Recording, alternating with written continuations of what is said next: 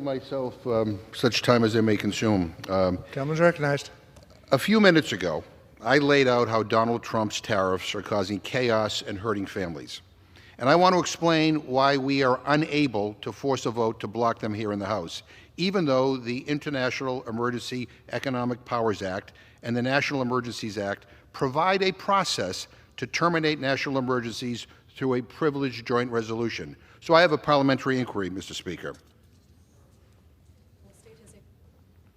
Gentleman will stage his inquiry. Mr. Speaker, the House Rules Manual says here, and I quote, a privileged motion to discharge a committee from further consideration of a joint resolution terminating an emergency is available after the measure has been referred to committee for 15 calendar days. And a member of this House, Ranking Member Meeks, introduced House Joint Resolution 72, terminating the national emergency, imposing tariffs on Canada 34 days ago. And earlier, I offered a motion to discharge his joint resolution from committee and bring it to the floor. Why wasn't it allowed?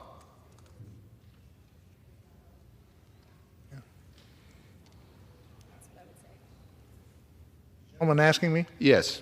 Gentleman's inquiry is not relevant to the current proceedings. Yeah. Well, what I'm just trying to figure out is whether it is in order in the House to move to discharge House Resolution 72 or HJ Res 73 from committee so they can be considered on the floor.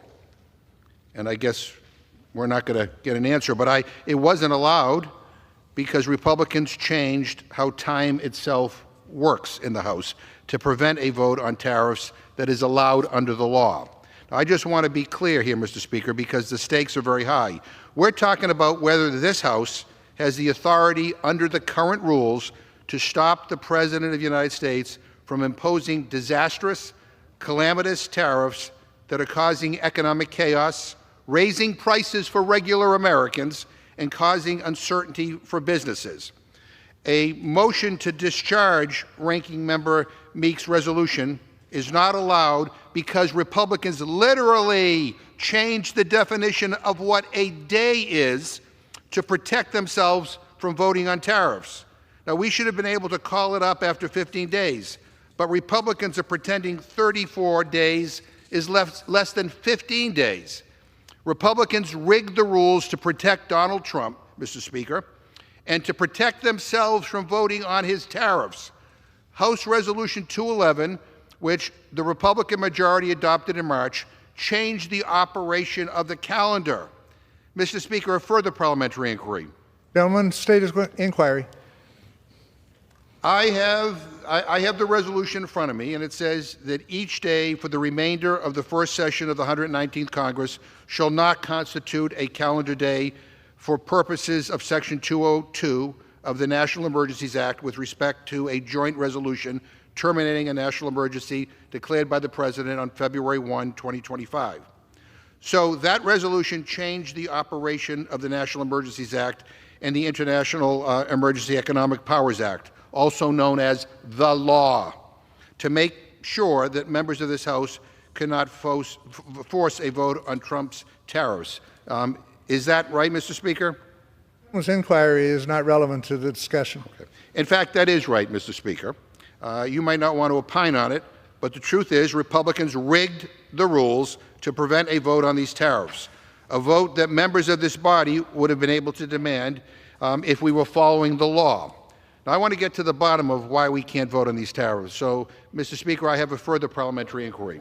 Gentleman will state his inquiry. The National Emergencies Act states that a joint resolution to terminate a national emergency passed by one House shall be referred to the appropriate committees of the other House, at which point the 15-day clock would start if Republicans hadn't magically stopped time.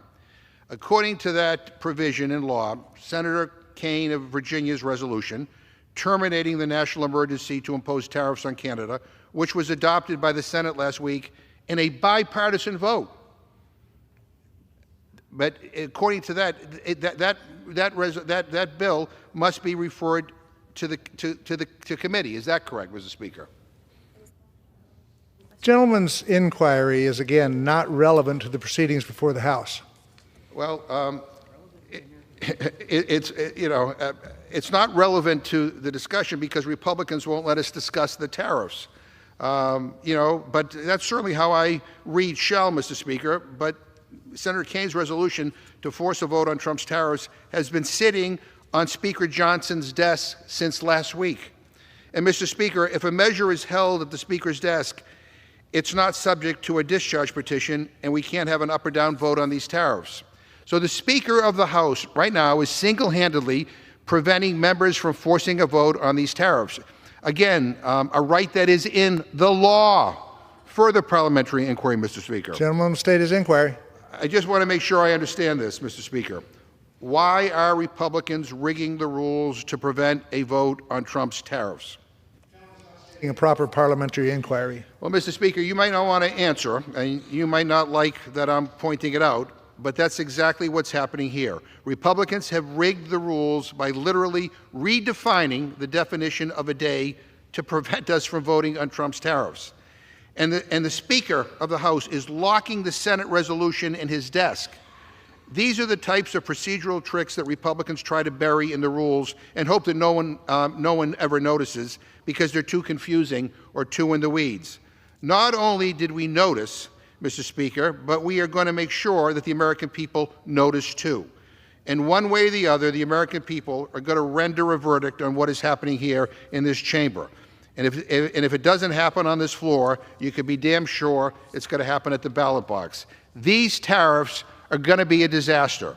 And the fact that Republicans are too scared to stand up and vote for or against them just proves my point.